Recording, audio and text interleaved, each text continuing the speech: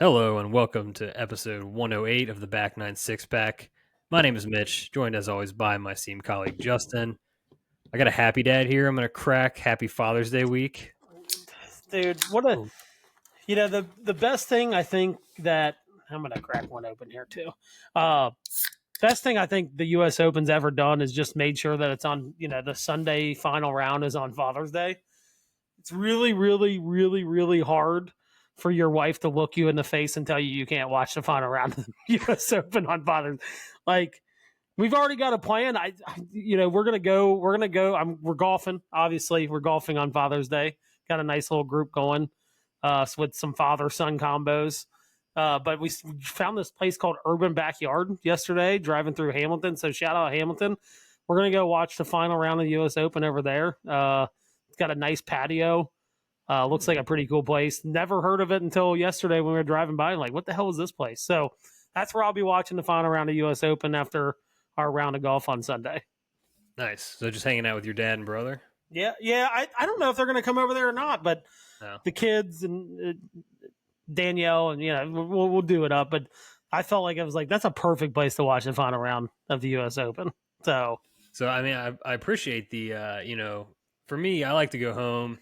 I like to get on the grill while I'm watching, do all that stuff. But I'm kind of leaning towards, having some service, like taking off some of the responsibilities might be the actual route to go eventually. I used to do what you were saying, and I just like this year just felt like something different was in the works. You know what I mean? Just kind of like let's do something that we haven't done before. Hopefully the weather holds off.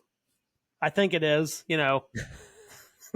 Justin Cantori. I had to text you today just to send out the bat signal for Justin Cantori. Hey, I've just been so preoccupied with so many different things in the last couple of weeks. I have usually you asked me, like, I know what the weather is going to be like through Friday. Just been preoccupied with some other things, like haven't been there, but you got me back in my game. I think I'm back in the flow of things here. But I'm predicting maybe a stray pop up, but I think Father's Day should be pretty nice around our parts. All right, that's we're gonna stick to it. I trust full faith and full trust in you, sir. So no other way it's gonna go. Thank you all for listening. Please subscribe, like, rate the show, review the show, all the things that we ask you to do every week. Follow us on social media at Back96Pack, and send us some fan mail. We're gonna get back to the fan mail this week. It's been in the queue for 2 weeks now, so it's a good time to hit this specific question. I'll fill you all in later on that. But yeah, big episode last week for anybody that may have missed it. We did a full 2-hour breakdown of Justin's trip to Scotland. It was a blast. Just even listening back to it, I was just so pumped about it, and just allowing myself to dream a little bit about my eventual trip to Scotland as well. So if you've not listened or watched that, please do. It's up on YouTube and podcasts wherever you get those. Yeah, I had some good feedback. I had a couple people reach out and was like, listen to the show. How do I plan something like this? And I'll use the line that the guy that scheduled our shout out to $10 Timmy, who scheduled our trip. He goes, "Can you make a couple phone calls?" Yeah, I can do that. Can you send a couple emails? Yeah, I can do that too. Do that. It saves you, a ton of money. But I know enough about the behind the scenes stuff now that I was telling people I can kind of give you the blueprint. You know what I mean? To book a relatively inexpensive international trip to go play golf. But yeah, I had some really good feedback. It was kind of cool to hear people like, man, I just assumed it was out of my price range, right? Like I heard that a couple of times, and it's like, and then I kind of told, because we didn't really talk about how much I spent on there, but in private, telling them how much I spent, they're like, holy crap, I can do that. I can definitely, that seems affordable, right? I think people are just, and specifically in the United States, are so jaded by how much these golf trips cost. And when they hear what we did our trip for, dude, that's half the price of taking a trip out the Bandon Dunes. You know what I mean? So it was pretty cool. I thought there was really good feedback, and I heard a couple of chicken curry comments out at our par 3 competition on Saturday. So that was always fun. I'm glad that stuck with people, that story from British Airways. So. So good. Yeah. I appreciate everybody with their feedback on that. It was a lot of fun to do. So check that one out if you've not. From one big week to another, obviously we mentioned U.S. Open week. We are the 125th at Oakmont. Hell yeah. The bluest blood of the blue blood courses for the U.S. Open. So in true back nine six pack fashion, we're going to talk about concessions to start with. Yes, I saw this. We didn't. I don't think we did it for the Masters a couple years ago, maybe, but we didn't do it, any other time. So I think this is a great way to just figure out if we were going to go, like what we're going to do for the day. Yeah, so I saw this. I forget who posted it on X, but shout out to whoever that was. It was just a screen or a picture of the concession sign outside of one of the stands there, and I was trying to set us with a price of what if I gave you this much money, what would you spend it on based on these prices? It's kind of hard to do because they're not cheap. No. You look at that Masters board and you're like, you know what, I could probably eat and drink for a day on like $25-$30 or whatever. Oh, for sure, without a doubt. With this menu, you have to really make some decisions. Like you're cutting out at least one. Like if you're going to be there all day, right? Like you're cutting out at least a meal, maybe even two, depending on how much alcohol you get. You know what I mean? Yeah. So I mean, I budgeted us at $50 here. See how you'd break up a $50 spend, but it's not going to get you as far as you want to. I don't think. So yeah, looking at this menu. What would be your strategy with $50 to spend? I'll tell you, I'm not a big breakfast person. I know that's kind of where the value is as far as a sandwich goes, but not a big breakfast person. So kind of how I was thinking, this is how my day would go, right? I'd roll in, I'd get a nice coffee. Got to kickstart the engines, right? Got to get the engines running, gears working. I'm gonna go with the iced coffee. That's $5.95. Okay. Shortly after that iced coffee's gone, we're going to hit our first Miller Lite. It's like, it just is what it is. That's just kind of how we're going to go and do it. After that, I'm going to double fist the next two. Like I'm getting 2 more Miller Lites. We're going to double fist those. We're going to try to catch a buzz before we even eat any food. Like that's, if and obviously we're limited here. $50 is crazy. I don't know what we spent at the PGA Championship. I'm going to guess I was over $120, $130 that day and just like alcohol because we were drinking transfusions. I don't see those on here, but so I've now up to 3 beers and an iced coffee. We're straight liquid up until this point. Yeah, and the beers are $11.95 a pop. So you're already. So I'm almost to my limit here. You got $8 left. Yeah. Yeah, we're going Bavarian pretzel. We're going bang for the buck. That's going to fill up the stomach. It's going to keep the engine going. It's a little gasoline. It is going to kill the buzz a little bit. I'm not crazy about that, but I feel like bang for the buck. You're going to feel pretty full for a little bit on that Bavarian pretzel, and that's it. I'm done. $50 is long gone. So yeah, tough scene. The $50 is just. I mean, it's your choice is basically you could go 4 beers, and then that just knocks you out right there. I thought about that. The Bavarian pretzel caught my eye, and I do feel like the iced coffee just kind of gets the day started the right way. And again, I'm maybe once a week eat breakfast. I mean, and a lot of times if I do, it's like work related. It's like, oh, someone wants to meet for breakfast. And even then, I don't even get a huge breakfast. Like I'm getting something small. So to me, it just felt like a waste of money to smash down a breakfast sandwich, and waste the $7.95 or the $6.95 that those cost. Yeah, no, I'm with you. I was trying to find a way to cheat this. I think I'm still going to try to cheat this. My play would be I'd fill up in the morning. I would eat something at home, the Airbnb, wherever I'm staying. Yeah, I mean, I guess that's Get a coffee in the Airbnb, try to save some bucks. And then it's hard to disagree with you. Like I think I'm going 3 beers at some point. I don't know how I'm going to break them out. But that gets $36. You know what?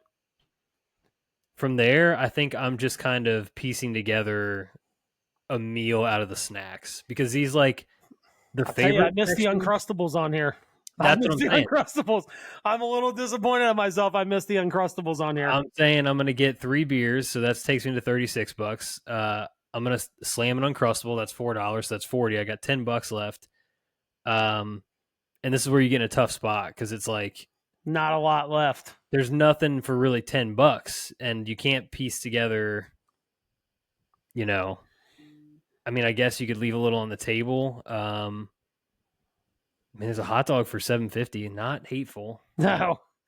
I was thinking you could maybe throw a couple more snacks in there. I mean, that really gets you into about $8. You're probably leaving a couple dollars on the table, but I think from a point of like filling up, you know what I mean? That probably keeps you pretty full. You had your 3 beers, you know. Yeah. I tell you, I'd probably even go. I had a little extra room. I think I actually had an extra room. I could go 2 Uncrustables instead of the Bavarian pretzel. So, because I did have that like $1 or something left. So I think I'd actually change it to that. 2 Uncrustables, 3 beers, and an iced coffee. That'd probably round out my $50. I think, yeah, man, that's pretty solid order, to be honest with you. It's hard pressed for me not to copy your order right now. Yeah, I mean, Uncrustables are undefeated. You know, yeah, they are the, you know, I like people. I know so many adults that eat them, like that have kids, but they're the ones that eat them in the house. Like the kids don't even eat them. I think we found a quorum here. Like I think that's the only play. It feels like the right. I mean, to waste $11.95 on a cheeseburger. Yeah. Feels like a waste. You know, maybe you go the Italian sausage route. That's dangerous because then you're talking about peppers and onions. I just doesn't feel like that. Feels like a nap afterwards. You know what I mean? I think you're right. I think you kick the morning off with the iced coffee, you hit a couple beers, and then depending on where they fit in, 2 Uncrustables, you put one in after the second beer or whatever, and then you get one to end the day. Yep. That gives you good versatility. I'll tell you, whoever the psychopath that is eating a chicken Caesar salad at a golf tournament, maybe they put that on there to figure out who they need to kick out. I don't know. Like, I don't know. Like that seems like psychopath, characteristics for someone to eat a Caesar salad at a golf tournament. Especially when you got the veggie wrap right above it, so it's not like you need like a vegetarian option. They got 2 vegetarian options. Well, I guess make it a Caesar wrap. That's all you got to do. Let's be honest. Yeah, we got to have finger foods. Something that you got to sit down and eat with a fork just seems like a lot of work. Yeah. Some other stuff on here just to kind of shout some stuff out. The seltzers are 13, like a black cherry seltzer is $13.95 for a White Claw. That hurts the budget. That's steep. A canned lemon wedge by Dewar's. It's the official cocktail of the U.S. Open. I don't know how that's going to go. We're going to leave that one alone. Again, it's $13.95. I mean, it kills. If you're thinking $50, that kills the budget. Yeah. Gatorade $5.95, water bottle $4.95, and it's Aquafina, which is just trash. It's like battery acid. Yeah. Soft drinks are cheaper, $3.59 a pop, and of course it's Pepsi. So it's just like, man, that's tough. I don't hate on Diet Pepsi too much. I do like a nice Diet Pepsi every once in a while. Ari is like fine. It's okay. But Sprite's still better.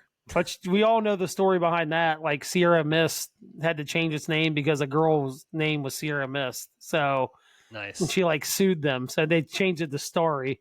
But yeah, I mean, the non-alcoholic beverages, it seems like just complete out on those. I mean, I'll tell you, the Kind bars, not a bad add to this. Candy, I don't know what that means. That can mean a lot of different things. Seems kind of sketchy. I mean, are we talking like Snickers bars? Are we talking like, Almond Joys? Because like it's a big difference. Like, yeah. And either way, I mean, $4.95 for quote unquote candy seems like highway robbery. Yeah, it does. Even if it is like a Snickers bar, like that seems expensive. Yeah, I'll tell you, the PGA's taken a lot of flack, but I think what they've done with their all-inclusive ticket for everybody, seems like the best way to go about it. I mean, yeah, you're gonna have some people you're gonna lose some money on, but like in the long run, you're probably gonna, make money, and it just makes it easier on everybody. Unless you're buying alcohol, you don't have to wait in line and check out, right? No, it's perfect. That seems like the play. Maybe the U.S. Open will catch on to that. That was the one thing when we went to the PGA I really loved. I'm like, look, I'm getting my money, I'm getting my card out to buy alcohol, but other than that, I don't need my wallet the rest of the day. Right. So. Yeah. So I guess shout out to the PGA and the Masters for doing it right in different ways. Yeah. U.S. Open, I don't know. We might need some work here. This lost in the sauce. They just the money maker, baby. You just got to keep printing that money. Yeah, I guess so. All right. Well, now let's get into the birdies and bogeys of it all. We're gonna do a little preview, some buy or sell. I came with a new segment today. We're gonna call it Patio Predictions. It's where the beers are cold and the takes are bold, I baby. love that. That's good. uh, yeah, so we're gonna run through some of this here real quick. In case you've been living under a rock, like I said, this is the U.S. Open at Oakmont. They're hosting the U.S. Open. This is a record 10th time for any course. Deserving, by the way. For sure. When I think of U.S. Opens, it's hard not to just picture the Oakmont clubhouse. It just feels like the U.S. Open course. Like if you were trying to draw up a prototypical U.S. Open, this is the course you would put it on. That or like Wingfoot or something like that. For sure. It's going to play as a par 70, which it's done for the previous two before this one as well.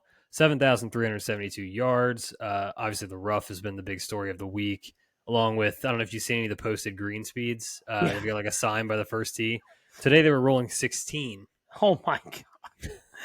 I want to know what a world record is for like stemp green speeds. I mean, that's got to be cutting it. I mean, that's got to be getting close to a record. I mean, that's insanely fast. Yeah, I can't fathom insanely fast. No, yeah. So during this time that it's played as a par 70, only 4 players have scored under par for the week. So, yeah. I mean, think about it. A par 70 that's 7,300 yards. In reality, if that's a par 72, you're probably at like 7,800 yards, so it definitely plays, that 73 is a little misleading, right? The 7,300 yards. It probably plays closer to 7,800 with the par 70. Yeah. So yeah, that's kind of the book on Oakmont, honestly. Prior winners here, 1927, Tommy Armour, the OG Tommy Armour. 1935, Sam Parks Jr. All due respect to Mr. Parks Jr., I don't know who that is. 1953, Ben Hogan. My guy. Yeah, 1962, Jack Nicklaus. 73, Johnny Miller. 83, Larry Nelson. 94, Ernie Els. 2007, Angel Cabrera. And 2016, Dustin Johnson. I mean, pretty, like, you got to be a class player to win here, It's the big names. Yeah. I mean, again, with all due respect to Sam Parks, but the rest of those guys on that list are flushers and like top tier, top notch golfers. Like, I also don't know who Larry Nelson is, so maybe we're not. Maybe he's not. Oh my God! But... Really? Okay. Well, anyway. Yeah. I mean, yeah. Look at the names. I mean, okay, even if you don't even know Larry Nelson, right? Ernie Els, Angel Cabrera, like. Angel Cabrera, when he won in 07, he went like through a little stint where that dude was on a heater. He was playing some seriously good golf. Dustin Johnson, obviously Ben Hogan speaks for itself. Johnny Miller outside of getting the putting yips. I mean, and then Jack Nicklaus. That is a hell of a list of winners. And, you could argue Jamie Kennedy did a thread today about, 2016 was Dustin Johnson's 18th hole the best 18th hole of a major ever. And he made some really good points. I mean, the guy did stripe a drive down the middle of the fairway and hit like a 230-yard shot to like a foot and a half, like under pressure, needing to kind of close it out. So yeah, really, really good list of winners. And I think that's why I think Oakmont's a really, really good place for a U.S. Open. So yeah, total agreement here. And with that, I think it's time to get to buy or sell. So I've got 6 topics here. You can buy it, you can sell it. We'll talk about it along the way. So the winning score being over par this week. Do you buy or sell that? That is a lot of the talk with this rough and everything. Do you think it could be possible? Yeah, I'm buying this. I mean, I think after, last year played tough, but they were still under par, right? There's been a couple years in here where the U.S. Open's kind of gotten taken to the woodshed a little bit. And I think they kind of eyed this tournament this year that was like, this is where we take it back, kind of thing. They did cut the rough today. I did see video of that. But I think it's, even if with the cut down rough a little bit, it's going to grow over the next couple of days. They're expecting some rain, I think, today and tomorrow. But, I mean, you tag in even remotely kind of long rough with those kind of green speeds, it's going to be over par. Yeah. it's definitely going to be over par. Yeah, I think Johnny Vegas was the one that posted about them mowing or whatever, and he was like, even with them mowing, it's still unplayable, so don't Well, worry. that's what I'm saying. Like, and even then, it's like, okay, let's just say they can't advance it, right?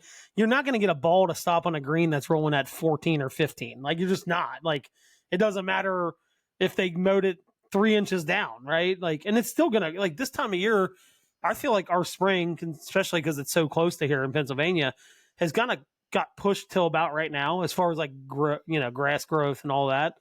The grass is growing at like unprecedented speeds right now. I know because I literally mowed 3 or 4 days ago and it already needs mowed again.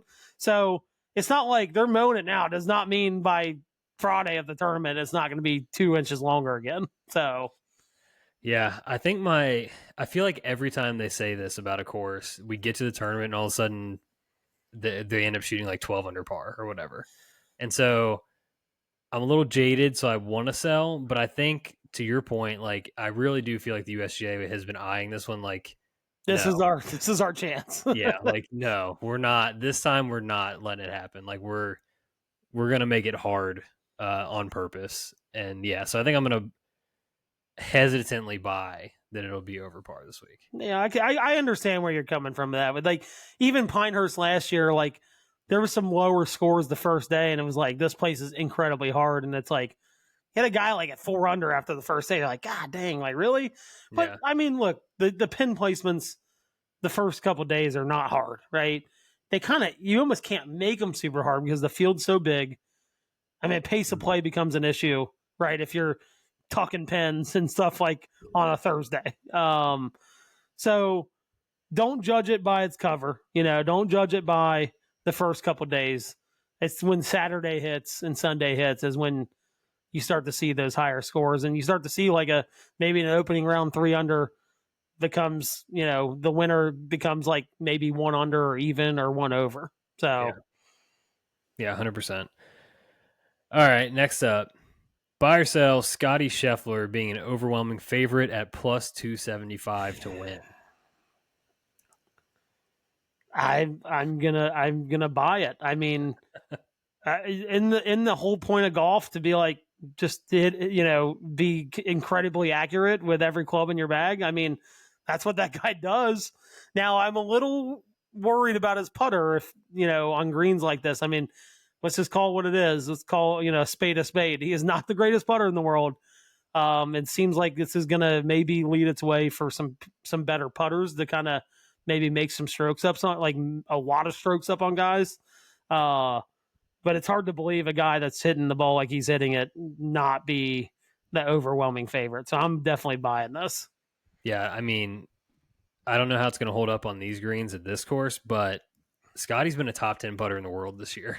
I know. In case anybody didn't notice I that. get that. I know, but it's kind of one of those things. It's like, when is a bad putting week going to poke its head out? And if it was going to happen anywhere, it happened here, right? Yeah. I don't know. I've never really gone to the claw, but like, is the claw good for 16 on the stem meter? I don't know. I guess we're about to find out, aren't we? Yeah. He's deserving of it for sure. Just proofs in the pudding. The way he's been playing, it's been dominant again.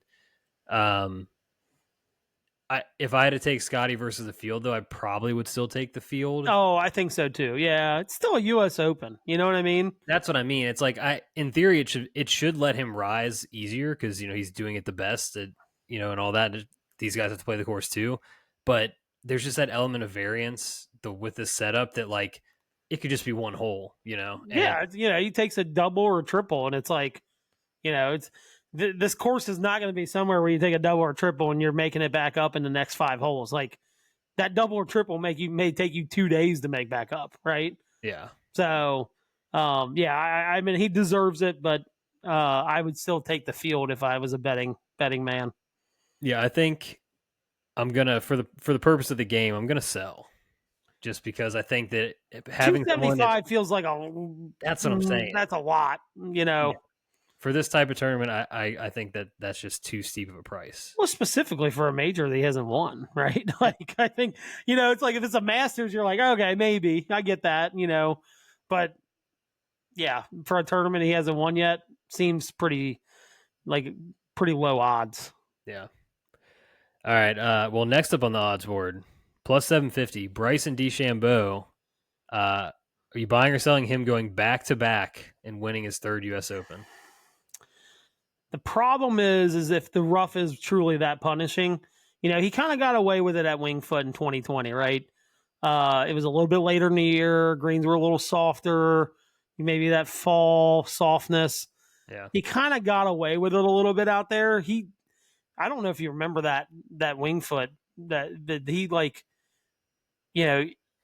he sprayed the ball everywhere. Like he wasn't in the fairway hardly ever. And I think he hit like 2 or 3 fairways the final round. Like, I just don't think this time of year, even if it's a slightly softer, that you're going to get away with that out here. And for that reason, I'm selling this. If there's anybody who could do it, I could see him doing it. But I think he's just, his distance control and accuracy is a little varied right now, and I don't think that's going to play well. It played well last year. Look, Pinehurst is kind of luck of the draw when you hit it wayward, right? Like you might have a perfect lie, you might get up against something. It's kind of here. It's like you miss a fairway, you're in rough. I don't care how strong you are. It's going to take some finagling to make a par, right? So for that reason, I'm selling this. Yeah, I'm going to sell as well. More so just because what we saw at the PGA, like he just did not have control of his golf ball on approach. No distance control. The combo of that plus the fact that he does have the length and the strength, I could just see him trying to pull something off that he thinks he can that no one else can, and it going wrong. And a big number pops up. Yeah, like if he tries to get out of a spot that he just simply really he needs to take his medicine. Yeah. I foresee some of that possibly happening. So Yep. Yeah, absolutely deserves to be second favorite on the board, just given his major form and his form in this tournament specifically. But yeah, I'm going to sell this specific one. All right, buy or sell. Rory regaining his form for a 7th consecutive top 10 in the U.S. Open. So when I first saw this, I was a buy. And then I was just like, like that gut feeling takes over where you're just like, you can't see someone winning or like playing good on a course. Yeah. This just feels like a course that he's just not going to play well at. I don't know why. There's no like, this is the reason why. It's just like a gut feeling that this is not a course he's going to play well at. That's all I got on this one, but I'm selling it. I'm selling as well. I just don't. I'm not seeing it either. Everything seems off. The vibes just seem off. Like I don't. Yeah, skipping media duties. It just He shot 78 to miss the cut in Canada here. He's again spoke on the driver like he's going to be doing driver testing over this past weekend, trying to figure that out. I just don't. Just too many variables.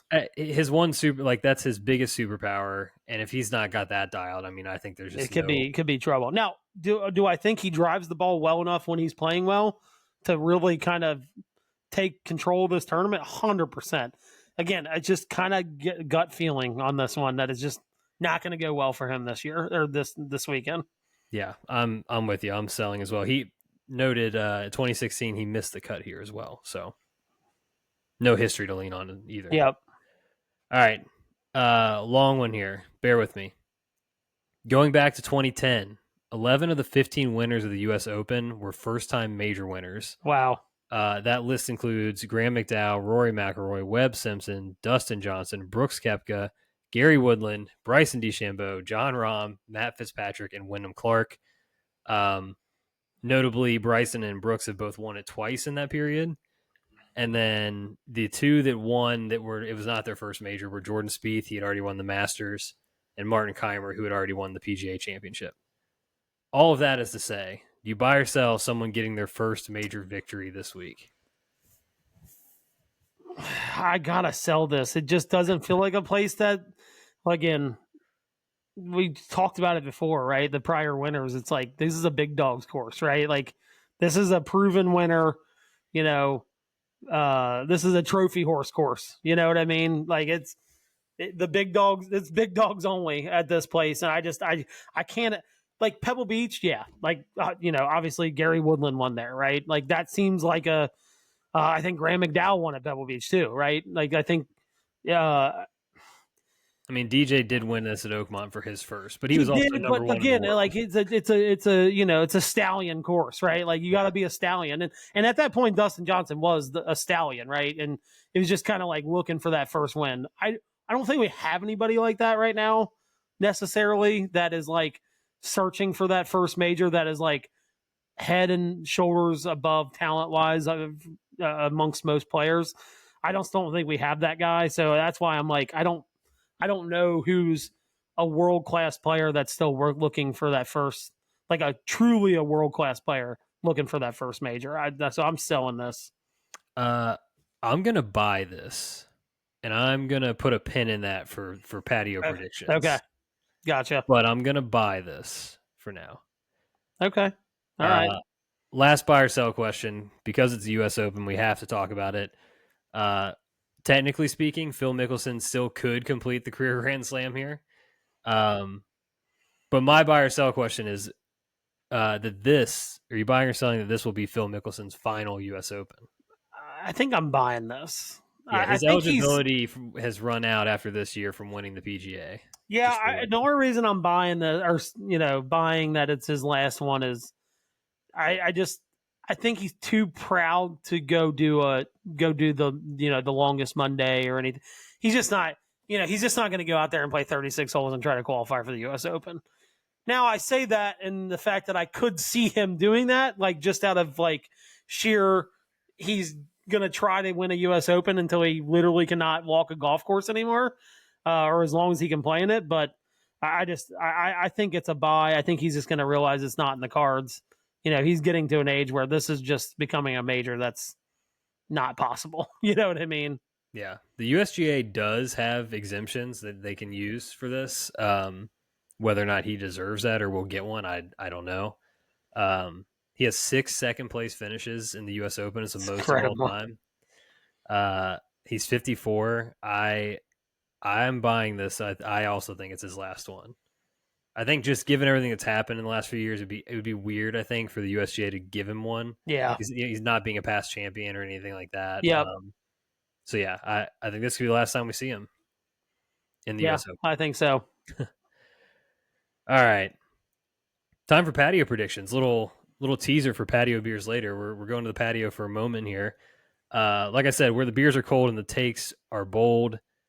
I got 3 questions here. We're going to put our necks out a little bit. Instead of doing the headline game, we're going to go with this instead. So, biggest name to miss the cut. I will go first. I think Rory's going to miss the cut. Yeah, I mean that was on my list. I have a couple of them, but I think Rory misses the cut this weekend. Yeah, but my second one, bad vibes. Yeah, I think Scotty Scheffler misses the cut this weekend. It just seems like it's going too perfect. Like if there was going to be a course that kind of throws the ship off its route, it would be this one. This feels like you're about to get your second freezing cold takes. Look, I love the guy. Someone was telling me this weekend, like, I don't really like Scotty Scheffler. Dude, get out of here. Like, I love the guy, but I'm thinking, like, if there's one course that could throw you off your game just a little, just enough, right? It would be this course. And if there was going to be a cut he missed, I could see it being this one. Well, you may as well just go put some money on that. Then I bet the some good plus. He might be more. Oh, 100%. He might pay out more to miss the cut than win. Oh, 100%. Yeah, yeah. It's probably like plus 400 for him to miss the cut. Yeah, I'd be shook by that one. Rory seems like the star is kind of just relying that way, but Scotty missing the cut would be like truly shocking. Yeah. Yep. All right. Well, that takes the fun out of the next question. I was, who will not win? I was prepared to say I do not believe that Scotty Scheffler will win. But you think he's going to miss the cut potentially. So outside of that, it's kind of tough. Like I don't think someone like JT is going to win. I think he's too squirrely with the driver. Trying to think of some other guys that are kind of up towards the top. Xander feels like he's not piecing it all together right now. Yeah. I already said I think Rory missed the cut. He's not going to win.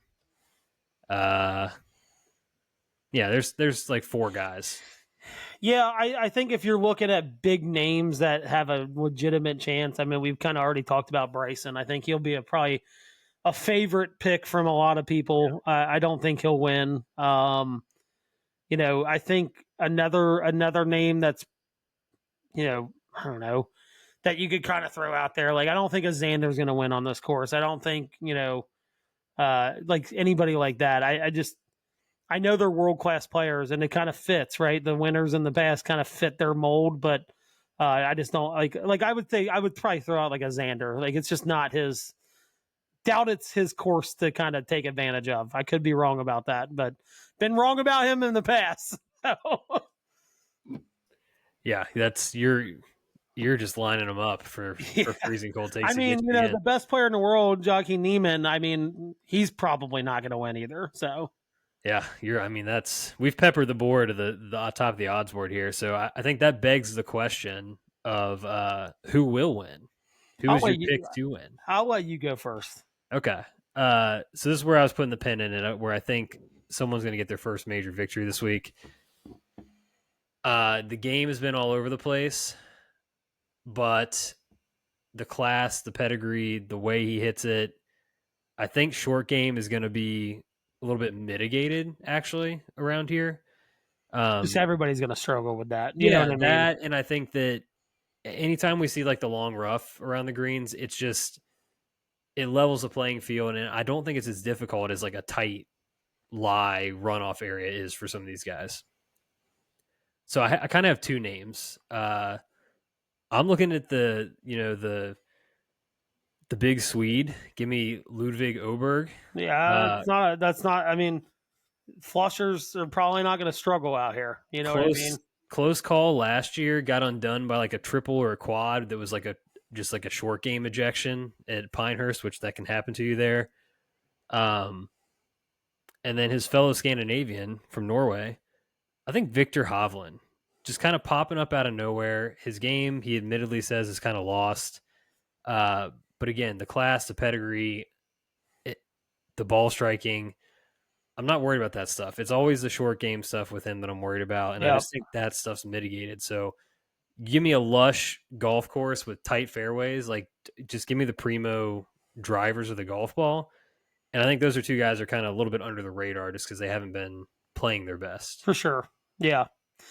Well, I'm sticking with we talked about this being a big dogs course here. I think Jon Rahm wins this weekend. Yeah. It just, his struggles over the last couple of years of majors is well documented. Kind of feels like he might have caught something here, maybe with the PGA. I know kind of struggled down the stretch, but maybe gave him a little taste of what it felt like to kind of be in the, in the hot seat coming down, the last couple of holes of a major again. But it just feels like when the course gets hard, he just seems to play better. Like, it's almost like, Torrey Pines, when he won, it was like dudes were struggling out there, and he seemed like the only guy that wasn't struggling. So I like him in a U.S. Open setup just because he kind of it seems like he finds his best game when the courses get the absolute hardest. So I like Jon Rahm to win this week. Yeah. If I was going to the top of the board, obviously someone I did not say wouldn't win because I'm scared of him. I think he's got a really good opportunity here. Good finish the PGA, just kind of had to try to put the gas pedal down and it didn't work out for him at the end. But yeah, he's a U.S. Open player, tremendous driver of the golf ball. And my hope too is just he just got that taste again. It's like, God dang, like it felt good to kind of be back in that position because it'd been a little bit since he had been in that position. I say a little bit. It'd probably been like a year and a half, right? But for a guy of his caliber, that's a long time to not be in play at a major. But I think that maybe gave him a little taste, maybe a little fire coming into this week. Yeah, well, I think that can transition us nicely into one and done conversation. Are we just taking Jon Rahm? I mean, we got to take a live guy, right? We don't really have anybody left that's non-live.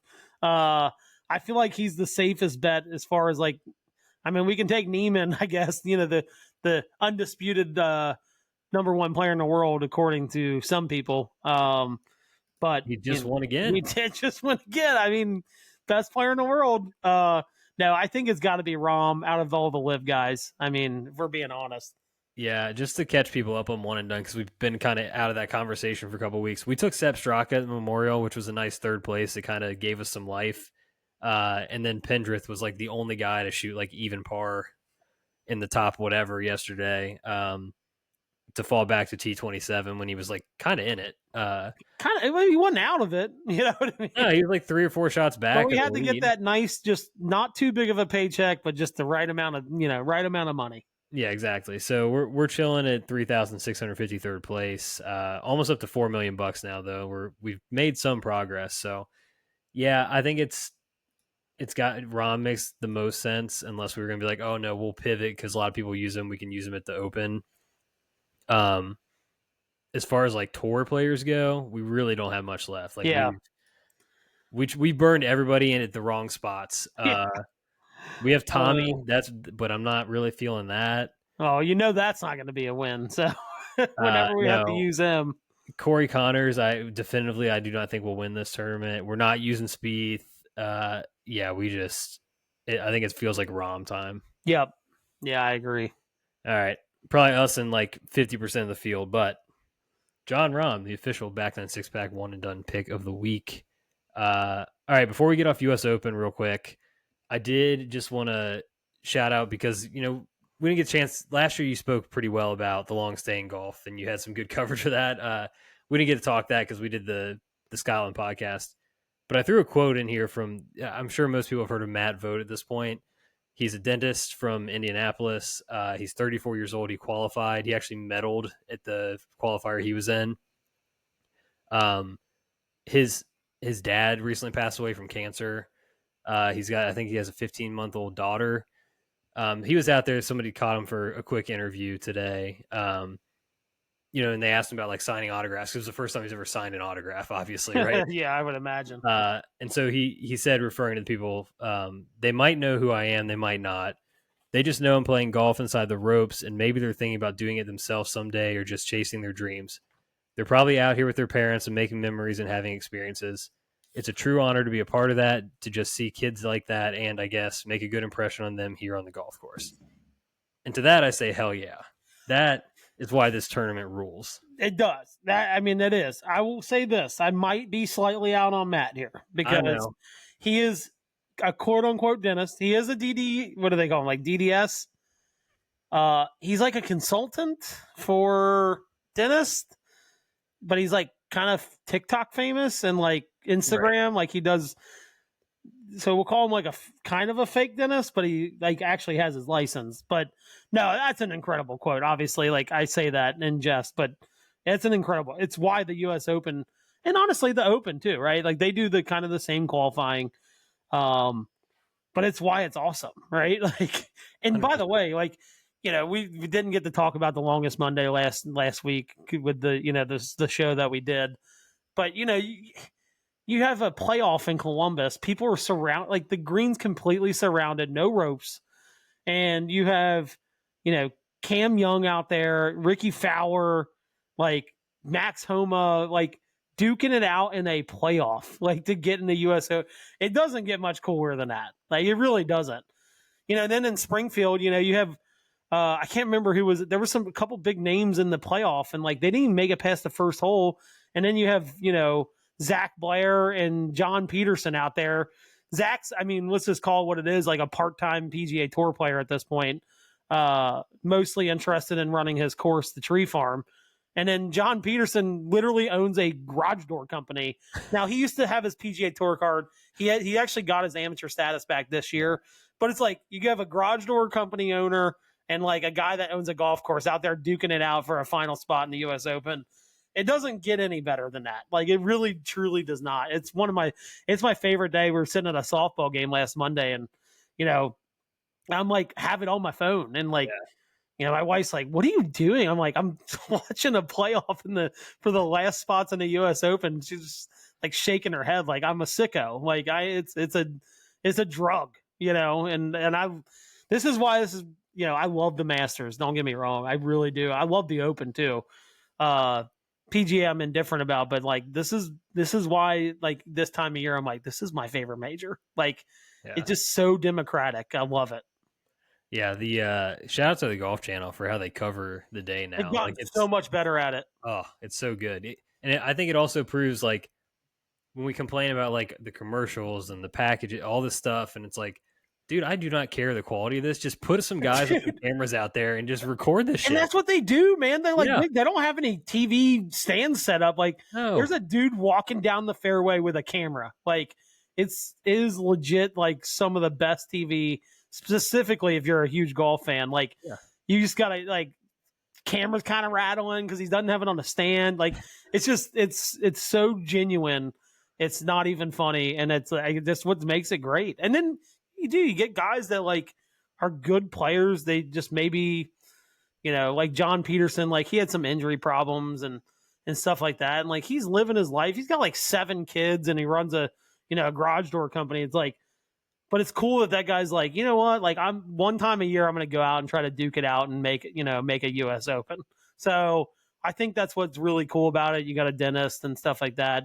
I think that's what's really cool about it is just like you can get anybody in there. And I think that probably speaks to the depth of just like golf talent and like any given day, your John Petersons of the world or your Matt Vogts of the world that can just go out and beat a Max Homa that, was top 10 in the world a year and a half ago. Right. I think it's just no other sports like that. No, like me and you can go out there and not on a given day are we going to hit a 400-foot home run in baseball, right? It's not going to happen. No. But, if you're good enough at golf, there's a given day that you might be able to beat a guy like that. So, right. I think we kidded about it when I played in that professional tournament last year. I can't remember the dude's name, played at Illinois, and like I beat him in the first round. And then like a month later, he shot like 59 in a mini tour event. Like, it's like, I beat that guy one day though. Like I did. In a legit tournament, so it's cool. I love it. That's why Longest Monday is one of my favorite days of the year in golf, and US Open.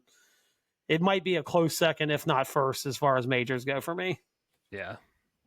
Here. All right. With that, on to the important topics now. We're into fan mail.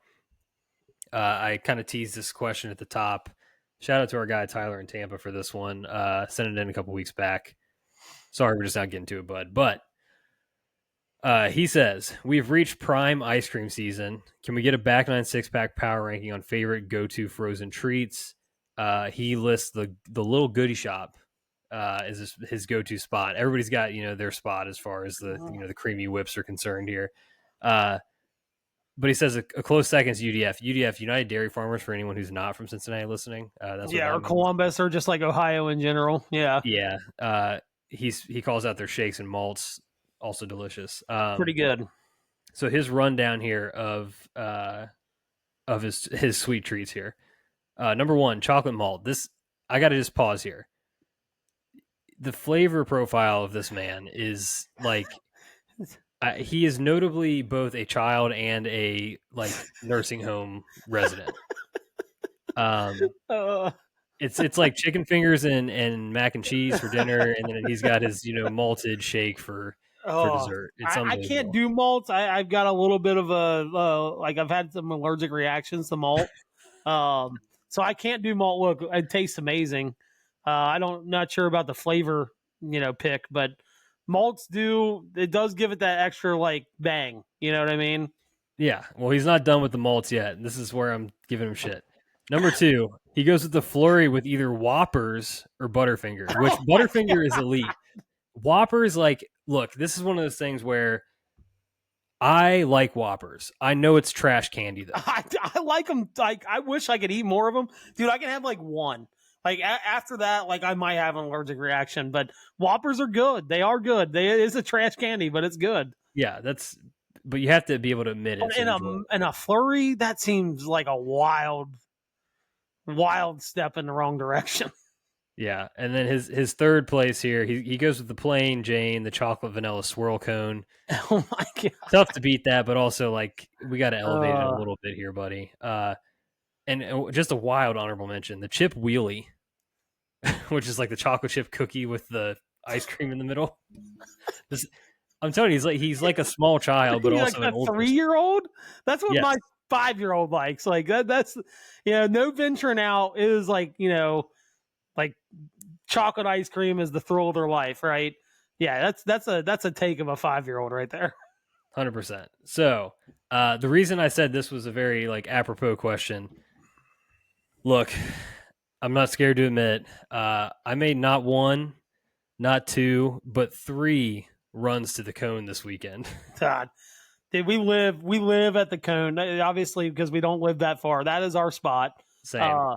Shout out to the Twist though. It's right on the golf course. We do like the Twist. Little if you're looking for a little cheaper price range of Twist, and they have a bar on the back, which is almost obviously that is a definite positive when you're going to get ice cream. Yeah. But yeah, the cone. I mean, like I love their peanut butter soft serve, dude. Oh, so It good. bangs. Like it's so good. It is so good. That peanut butter soft serve is like out of this world. I just had this weekend. I love these. I've always loved these. Ventured over to our guy Dan's house that we went to the PGA with on Sunday. I had to drop something off at his house. I'm coming back, passing a Dairy Queen. I'm like, it's nap time at my house. I got an extra 15 minutes. Swung through Dairy Queen, got me a cherry dilly bar. Dilly bars are fantastic. If you've never had one, highly, and not the chocolate one. You gotta get the cherry one. Cherry one just is unbelievable. Wow. Yeah, haven't even heard of a dilly bar in. Oh God, they're so good. I haven't heard anyone mention that in decades at this point in my life. Yeah. So I'm like the exact opposite, right? yeah, Tyler in Tampa, that's a 5-year-old. I'm like an 85-year-old. You know what I mean? Like, yeah, exactly. My ice cream choices here. Yeah. Look, I'll keep it to the cone rundown here. So love the cone. I'll give you my top 3. We're not going to go 6 deep. I'm not prepared to go 6 deep right now. I'm not either. But third place is what I got last night. Actually, a chocolate peanut butter malt. So kind of like a Reese's malt, essentially. That's pretty good. God, dude, I get the shake version, obviously, because I can't have malt. I get the shake version of that. It's pretty good. Yeah, I go both. Sometimes I go malt, sometimes just regular shake. It depends on the situation. I'm so torn with my 1 and 2. It like depends on the day. I don't decide till I get to the actual drive-through window. I'm gonna go 2. We're gonna go tiramisu wizard, which is like a flurry. Pretty good. I've had that before too. I've ventured down that menu quite a few times. Yeah, it's so it's coffee ice cream, but it's got chunks of cheesecake and chocolate chips in it. Oh, it's pretty good. Just pretty bangs. Good. And then number 1, I think for me would be their grasshopper wizard, which never had that one actually. So I'm a big mint ice cream guy. I am too. I might need to venture into that. Mint ice cream with chocolate chips, Oreo chunks, and thin mint chunks. Oh my God. And actually, I don't think it's chocolate chips. I think it's actually like pieces of like chocolate mint, like Andy's mints. Oh my God, dude, it slaps. So good. Their other wizard, or it's just for people that don't know. It's like a McFlurry. They blend it all up or whatever. They do a really good Buckeye one, and they actually have like mini Buckeyes in there. Yeah, that they buy from the store that's like in Northern Ohio. Like it is legit, like one of the best wizards that they have up there. I'll have to try the grasshopper one. I've never had that. I'm a big mint guy. Love Andy's mints. Love Oreo, obviously. Yeah, thin mint. Anything mint flavored, I'm in. I'll have to try that one. I've not had that one yet. The Buckeye one, that's what I got Friday night. The first time I had that one, so good. But man, you get like halfway through, and you're like, whoa. Yeah, it's a lot. I mean, usually I get a medium. I get a small in that one. It's a lot of sugar. It's a ton of sugar. You just can't go medium. God forbid you go large. You might die. No, you might get diabetes after you finish it. Like, I don't know. That's a 2-dayer for me. I'm not going to lie to you. Yeah. Oh, man. All right. Yeah. Thank you, Tyler, for that one. Well, by the way, hold on real quick. We would be remiss to not mention the blue ice cream at Kings Island. I feel like I love the blue ice cream. I've never been a blue ice cream guy, but people rave about it. Yeah, it's good. Yeah, I couldn't let this slide without at least mentioning that. That is pretty good. Yeah.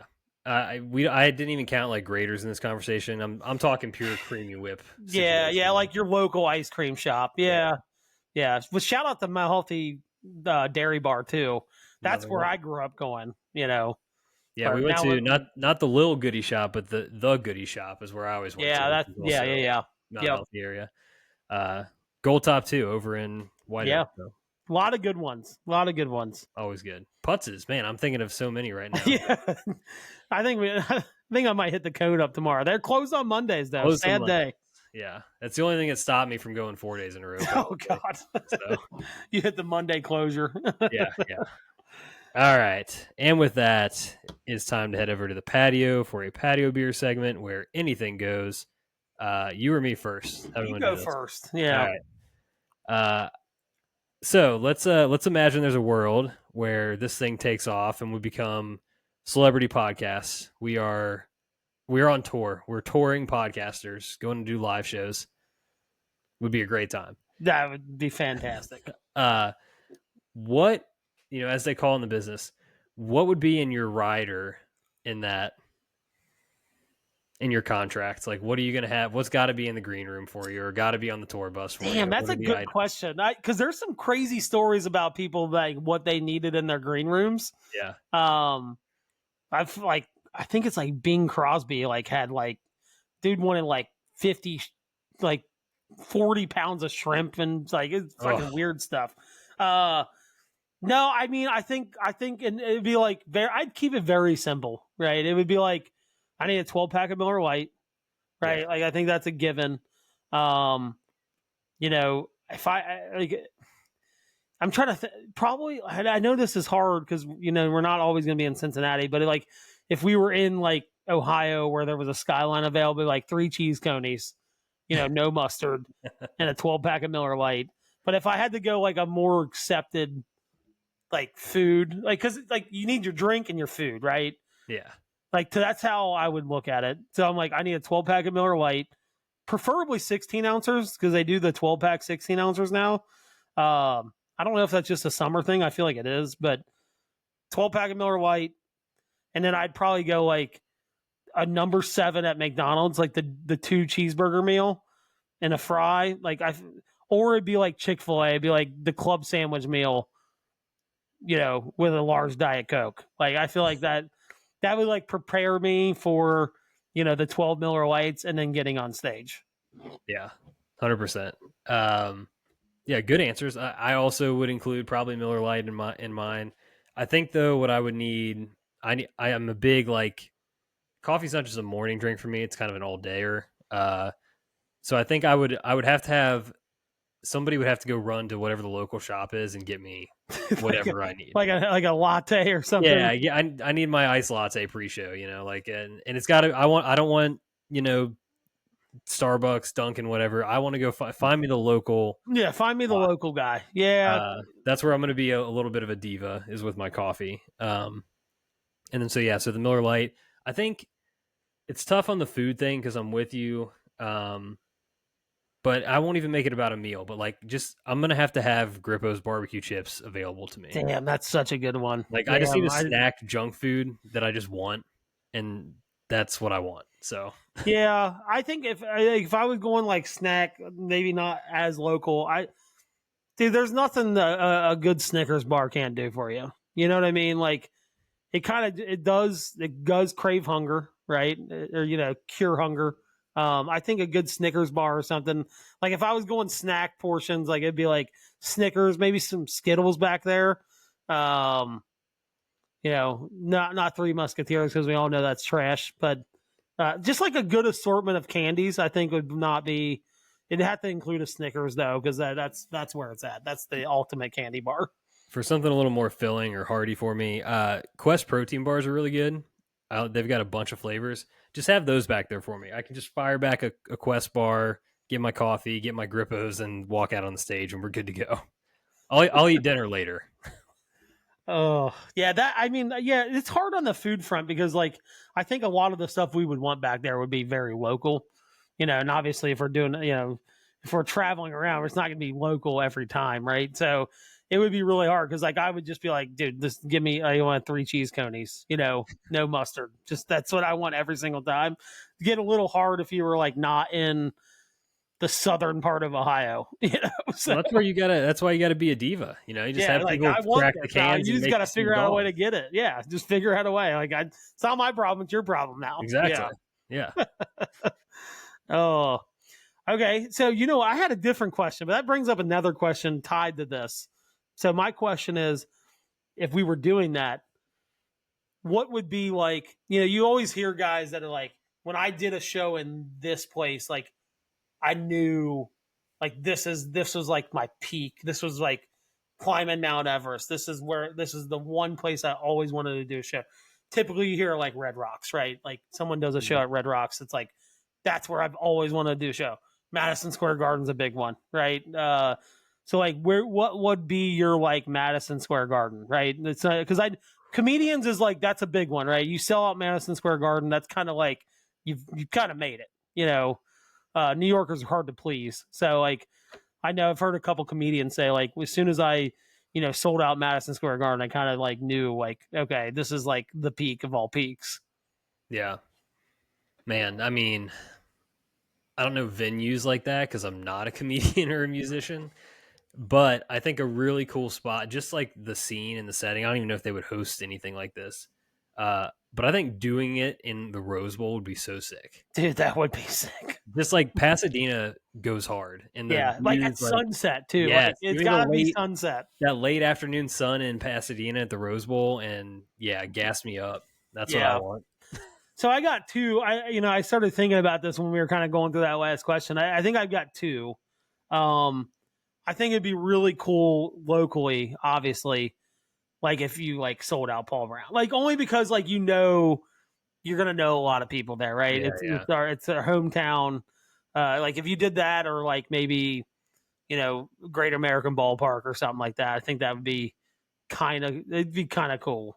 If we're talking about like golf locales, like if like we're gonna do a show on a golf course, I think like doing some kind of like show on live on the driving range or something like that, or a show like post the Sunday round of a major, like specifically like if you were sitting behind like Oakmont 18 green doing a live show, I think that would be pretty cool. There's some really cool spots, not to bang on the Scotland trip, but like if you could do it like near the beach and right by the old course, I think after an Open Championship, I think that'd be kind of a cool thing to do. But I think like legitimate ones, like selling out something in your hometown, has got to be somewhere up there. Dude. I mean, doing a live show from like the Jigger Inn during the Open or something like would be, dude, on the back patio would be. I mean, you wouldn't have like that large of a crowd just because like it's kind of tiny, but it would be so fucking awesome. Like so cool.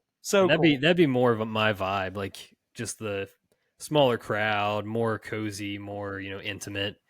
I think that would be such a thrill. Like for me, like a big crowd at Bargo's, right? Like I would be thrilled with that, right? Like I don't know, like that's just kind of my hangout place, and I think that'd be really cool. Like it doesn't have to be big to be like make you feel like, okay, this feels good, right?